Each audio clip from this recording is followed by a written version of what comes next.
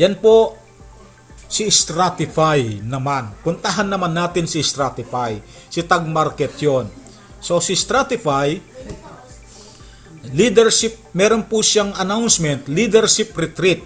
Ginawa po ito last month sa Dubai. Ngayon parang uulitin, marami pong nag-request. Gagawin po yan sa October. Ayan, yung lahat po yung pong ating grand na-apply si Coach Eddie na nakarating po ng Dubai, sagot po ni Stratify Tag Market ang kanilang eroplano, sagot nila ang kanilang hotel, sagot nila lahat ng accommodation at pagkain doon sa Dubai. Ngayon po, dahil masyado silang natuwa at maraming nag-request, ito po, nag-a-announce muli, meron na naman. Nagsimula po ng August 1 to 31 para ma-qualified po tayo. So, August 1 to 31st ng August, qualification period. Ano yan? Retreat in October. Sa October. Alam ko po gagawin yan sa Poland yata. Poland, kung di ako nagkakamali. Sa Poland naman. Okay? Paano tayo ma-qualify dyan? Ito po. Meron pong eligibility criteria. Affiliates with at least 10 front lines. Dito po sa Stratify, para gumanda ang iyong income, at least meron kang 10 direct. 10 po yung direct mo. 10. Ngayon, gusto mong i-avail itong promotion ng company na to, yung 10 front lines mo, yung 10 direct mo, no, level 1 ang tawag doon, ay meron pong minimum na tigwa 1,000 deposit, $1,000 deposit, eligible ka agad. Paano kung nakausap mo, 1 million nilagay? Di ba? Okay, eligible ka na. Ito naman ang qualification criteria. Achieve leader pool 1. Yung leader pool 1, yung 10,000. Kasi 10 mo, tigwa 1,000, 10,000 na yun, qualified ka na. Di ba? Kaya, mauna yung eligibility, automatic na yung qualification criteria. Kasi sa leader pool 1, 10,000 lang ang kailangan mo. Kung 10 yung downline mo na tigo 1,000, solve na. August, no? You qualify along with one guest to Dubai. 2 katao, pati misis mo. Qualified ka along with one guest to Dubai. Dubai pala, no? To Dubai. Ilang araw yan? 3 days and 4 nights. 3 days ba yan? Tinak nga, natakpan 5 days. For 5 days and 4 nights at luxurious star property. Grabe. Libre lahat po yan. Libre lahat. So, yan po ang promo ngayong August. Qualification hanggang ngayon, 21. Meron pa tayong 10 araw. Okay. Ngayon, ito naman po, yung pupuntahan namin sa Thailand, sa Bangkok, Thailand, 3rd year anniversary naman po ni Tag Market. Kaya, happy 3rd birthday Tag Market. Gaganapin po yan, kaya po naka-open po ang Bangkok. Tinaasahan natin na maraming Pilipino ang makakarating doon. 3rd year anniversary po ni Tag Market. Okay? So, bigyan ko pa kayo ng idea. Yan.